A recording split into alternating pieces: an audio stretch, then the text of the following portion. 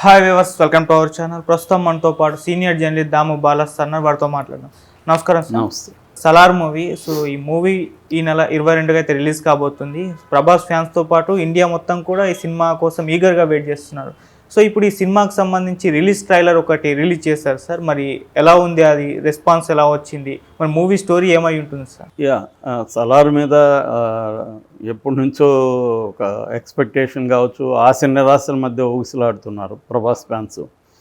నిజానికి ఈ ట్రైలర్ కూడా ఎప్పుడో వచ్చి ఉండాలి, ఇంకా రిలీజ్కి ముందు వచ్చింది. 22 ఫ్రైడే రిలీజ్ అంటే నిన్న మండే వచ్చింది. ఇంతకుముందు కనీసం ఇంకో ట్రైలర్ వచ్చి ఉంటే చాలా హ్యాపీగా ఉండేది. కానీ అది ఒకటి లాంగ్ గ్యాప్ వచ్చేసింది, టీజర్ వచ్చింది. సో ఈ ట్రైలర్లో ఏముందంటే ప్రధానంగా కథని రివీల్ చేసినట్టుగా మనకు కనబడుతుంది ఈ ట్రైలర్లో. ఈ ట్రైలర్ జాగ్రత్తగా చూస్తే కథ మొత్తం అర్థమైపోతుంది. అది కాకుండా మరికొన్ని సోర్సెస్లో నుంచి మనకి కథ ఏందనేది తెలిసింది. కథను ముందు చెప్పుకొని మళ్ళీ ట్రైలర్ ఎలా ఉంది, దాని రెస్పాన్స్ ఎలా ఉంది అనేది చెప్పుకుందాం. కథ ఏంటంటే ఇది వచ్చి కాన్సార్ అనే ఒక నగరం 1000 ఏళ్లకు ముందు స్టార్ట్ అయిందని ట్రైలర్లో కూడా ఉంటుంది. అంటే 1000 ఏళ్లకు ముందు బందిపోటు ముఠాలు కొన్ని ఈ కాన్సార్ అనే ఒక అటవీ ప్రాంతాన్ని బేస్ చేసుకొని వాళ్ళు బందిపోట్లు చేసేవాళ్ళు. అలాంటి బందిపోటు ముఠ ఒక ముఠ ఏం చేసిందంటే ఇక్కడ మెల్లమెల్లగా ఒక నగరాన్నే నిర్మించుకునేది. అది మెల్లమెల్లగా ఇళ్ళు అవి ఉండి అది మెల్లగా అభివృద్ధి అయ్యి ఈ 1000 ఏళ్లలో నగరం అయింది. ఇప్పుడు మోడర్న్ పీరియడ్లో ఈ గవర్నమెంట్కి వీళ్ళకి మధ్య కూడా ఒక ఒప్పందం లాంటిది జరిగింది. అంటే ఆ గవర్నమెంట్ కూడా అక్కడ గవర్నెన్స్ అంతా కూడా ఈ ఫ్యామిలీనే చేస్తుంది. ఈ జగపతి బాబు, దానికి రాజమన్నారు ఆయన, వాళ్ళ కొడుకు వరదరాజమన్నారు, అతను పృథ్వీరాజ్ కపూరు. సో వీళ్ళ ఫ్యామిలీనే ఒక రాజ్యంలాగా ఇప్పటికి కూడా మోడర్న్ పీరియడ్లో కూడా చేస్తున్నారు అనేది వాళ్ళు చెప్పారు. అంటే ఒక పిక్చర్స్ వరల్డ్ని తీసుకుంటారు, ఒక ఊహా ప్రపంచాన్ని తీసుకొని దాన్ని రియలిస్టిక్గా చేయడం అనేది ప్రశాంత్ నీల్ మార్క్. గతంలో కూడా కేజీఎఫ్ అనే ఒక ప్రపంచాన్ని క్రియేట్ చేసుకుని, రియల్ కేజీఎఫ్ అట్లా లేదు, ఒక ప్రపంచాన్ని క్రియేట్ చేసుకొని దాంట్లో ఒక స్టోరీని అతను చేయడం, ఆ ప్రపంచాన్ని నమ్మించడం మనల్ని.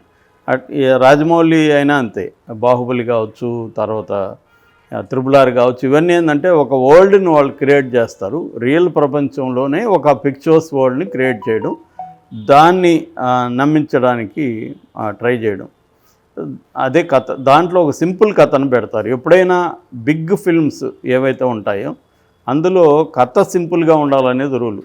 మన టైటానిక్ ఒక సింపుల్ స్టోరీ, అట్లా సమ్మర్ మూవీస్ ఏ వచ్చినా కూడా స్టోరీ సింపుల్గా ఉండాలి, స్టోరీలో కాంప్లెక్సిటీ ఉండకూడదు.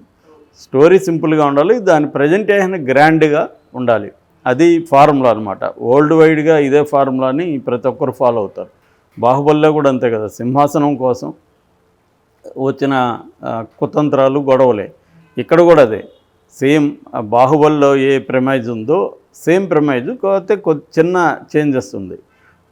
ప్రశాంత్ నీల్ ప్రపంచం ఒకటే అనే యూనివర్స్ అంటారు కదా, ప్రశాంత్ నీల్ యూనివర్స్ అనే కాన్సెప్ట్లు ఈ మధ్య పెరిగింది, డైరెక్టర్స్ యూనివర్స్ అని.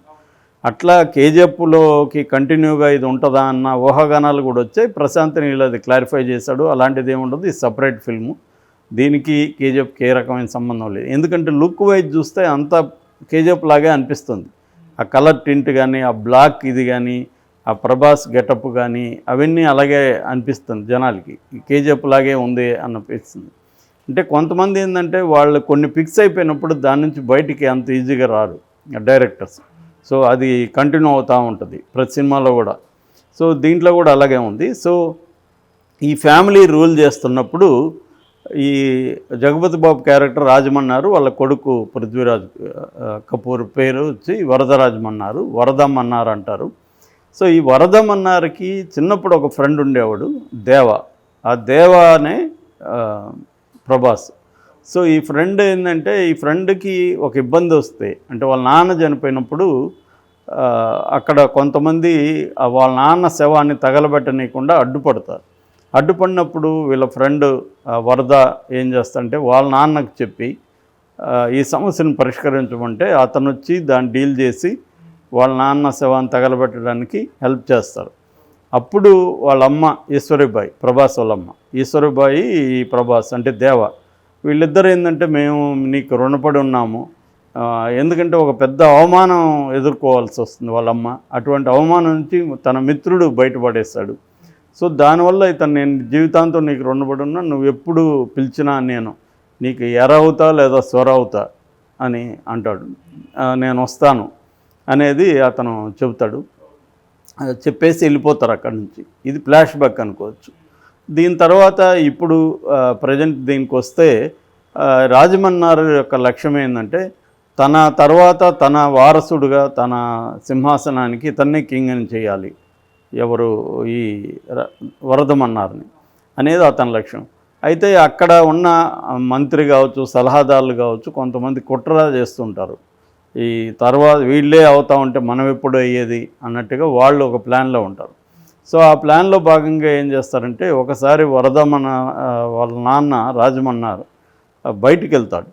ఇదే సమయం అతను వచ్చే లోపలే మనం ఇతను కానీ అంతమంది ఇస్తే మన దగ్గరికి వచ్చేస్తుంది అని చెప్పి వాళ్ళ కుట్ర పొందుతారు. ఈ కుట్ర పని ఏం చేస్తాడంటే అందులో నారంగ్ అనేవాడేమో రష్యా సైన్యాన్ని, ఉరుంగ్ అనేవాడేమో గురుంగ్ అనేవాడేమో సెర్బియా ఆర్మీని తెచ్చుకుంటారు. వాళ్ళకి ఈ ఆర్మీని జయించాలంటే బయట నుంచి తెచ్చుకుంటారు.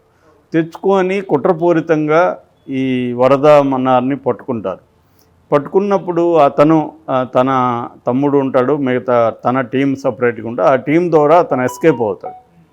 ఎస్కేప్ అయినప్పుడు ఇప్పుడు వరదమన్నారు ముందున్న కర్తవ్యం ఏంటంటే వాళ్ళ టీం అంతా కూడా ఏం చెప్తారంటే వాళ్ళు ఒకరు రష్యాని తెచ్చుకున్నారు, ఒకరు సెర్బియాని తెచ్చుకున్నారు, మనం ఎవరిని తెచ్చుకోబోతున్నాం అన్నది వచ్చినప్పుడు మనం ఎవరిని తెచ్చుకోము, ఒక్కడిని తెచ్చుకుంటాం అనేది అతను చెప్తాడు. ఆ ఒక్కడే ఎవడంటే దేవ అనమాట.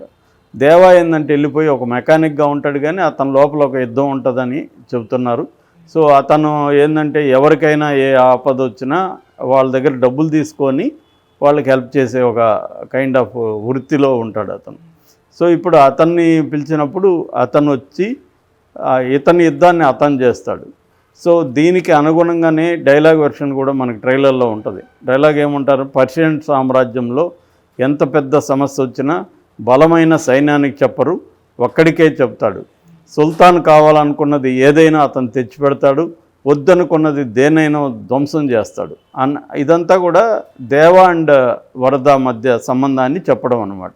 అంటే వరదకి దేవ రుణపడి ఉన్నాడు కాబట్టి వరదకి ఏ సమస్య వచ్చినా అతను దాన్ని తీరుస్తాడు. వరద కావాలనుకున్నది తెస్తాడు, వద్దనుకున్న దాన్ని ధ్వంసం చేస్తాడు. ఇది ఇటువంటి ఒక కాంటెక్స్ట్ వీళ్ళిద్దరి స్నేహితులు. అందుకనే కాన్సార్ అనేది చాలామంది కథలు మార్చింది, కానీ కాన్సార్ కథ మార్చింది మాత్రం ఇద్దరు మిత్రులు శత్రువులు అయినారు. దానివల్ల కాన్సార్ చరిత్ర మొత్తం మారిపోయింది. అంటే ఇదేమందంటే Salaar cease fire, Salaar part 1 cease fire. దీని పేరు సీజ్ ఫైర్ అంటే యుద్ధ విరమణ. సో సలార్ అంటే అర్థమైందంటే దానికి కూడా అర్థం చెప్పాడు ఎవరు, ప్రశాంత్ నీలు. మామూలుగా సలార్ అనేది ఉర్దూ పదం, చైనీస్ పర్షియన్ ప్రాంతంలో ఉండే ఒక ముస్లిం తెగని సలార్ అంటారు యాక్చువల్గా. కానీ ఇంకొక అంటే మామూలుగా మనకి పదాలకి ఏన్షియంట్ పీరియడ్లో ఒక పదానికి అనేక అర్థాలు ఉంటాయి, సాంస్క్రిట్ అయినా ఉర్దూ అయినా వీటిలో. సో అలాగా ఇంకొక పదం ఏంటంటే ఒక కుడిభుజం, ఒక నాయకుడు, ఒక జనరల్ అనే అర్థాలు కూడా వస్తాయనేది అతను చెప్పాడు. ఒక వీరుడు, యోధుడు అలాంటివి. సో ఒక రకంగా ఏంటంటే కింగ్ దగ్గర విశ్వాసపాత్రంగా ఉండే ఒక యువకుడు, ఇతను కింగ్ అనుకుంటే వరదరాజ మన్నార్, అతని దగ్గర దేవ ఒక విశ్వాసపాత్రంగా కుడిభుజం. అలాంటి ఇద్దరు ప్రాణ స్నేహితుల మధ్య గొడవ ఎందుకు వచ్చిందనే దానికి ఒక కారణం ఏం చెప్తున్నారంటే ఈ యుద్ధం చేసే క్రమంలో బై మిస్టేక్ ఈ వరద వాళ్ళ తమ్ముడిని దేవ చంపేస్తాడు. దానివల్ల వరదకి తనకి మధ్య గొడవలు వచ్చాయి. సో దీంతో ఇప్పుడు వరద ఇప్పటి వరకు తనకి ప్రాణ స్నేహితుడి కోసం ప్రాణం ఇవ్వడానికి సిద్ధమైన వరద ప్రాణ స్నేహితుడికి ఆగర్భ శత్రువులాగా మారిపోతాడు. సో వీళ్ళిద్దరి మధ్య ఫైట్ అనేది ఎలా ఉండబోతుంది అనేది సెకండ్ పార్ట్లో ఉండే అవకాశం ఉందన్నమాట. ఇది బేసిక్గా ఉండేది. ట్రైలర్కి అయితే విపరీతమైన రెస్పాన్స్ అయితే ఉంది. దాదాపు 45 మిలియన్ల వ్యూస్ ఇప్పటికి వచ్చాయి. బట్ ప్రభాస్ ఫ్యాన్స్ కొంత అప్సెట్గా ఉంటున్నారని చెప్తున్నారు. ఎందుకంటే ట్రైలర్లో వైలెన్స్ తప్ప ఇంకేం లేదు. ప్రభాస్కి ఒక మంచి రొమాన్స్ కానీ ఏం లేదు. ఆ అమ్మాయి శృతి హాసన్ ఆద్య అనే ఒక జర్నలిస్ట్గా చేస్తుంది. అసలు ఇదంతా ఏంటి, గవర్నమెంట్కి వెళ్ళకున్న ఒప్పందం ఏంటి, దీనంతా బయట పెడదామనేది ఆ అమ్మాయి ప్రయత్నం. బట్ ఈ క్రమంలో ప్రభాస్కి అమ్మాయికి ఏమైనా రొమాన్స్ ఉందా, లేకపోతే లవ్ అఫేర్ ఉందా ఏంటి అనేది రివీల్ చేయలేదు. సో ఆ యాంగిల్లో ఓన్లీ వైలెన్సే ఉంది అనేది, ఇది మోస్ట్ వైలెంట్ ఫిల్మ్గా చెప్తున్నారు. ఆల్రెడీ ప్రశాంత్ నీలో ఒక స్టేట్మెంట్ కూడా ఇచ్చారు, the most violent men called one man the most violent man అని. అంటే వాళ్ళే భయంకరమైన హింస చేసే బందిపోటు బ్యాచ్, వాళ్ళే ఇంకొక అతన్ని పిలవాల్సి వచ్చింది, వాడు వీళ్ళందరికంటే వైలెంట్ మ్యాన్ ప్రభాస్. సో ప్రభాస్ని ఎందుకు సెలెక్ట్ చేశారు, మీరు బాలీవుడ్లో అనేక మంది ఉన్నారు కదా అని ప్రశాంత్ నీళ్ళు అడిగినప్పుడు కూడా ప్రభాస్లో 2 ఎలిమెంట్స్ ఉన్నాయి, కాంట్రాస్ట్ ఎలిమెంట్స్, ఒకటి అమాయకత్వం, ఒకటి అగ్రెషన్. సో అతను అమాయకంగానే కనబడగలడు, అగ్రెసివ్గా కనబడగలడు. ఈ 2 నాకు ఈ క్యారెక్టర్లు కావాలి కాబట్టి తీసుకున్నానని కూడా చెప్పాడు. సో ఓవరాల్గా అయితే వెరీ వైలెంట్గా ఉంది ట్రైలరు. సో మరి ఎలా ఉండబోతుంది అనేది చూడాలి.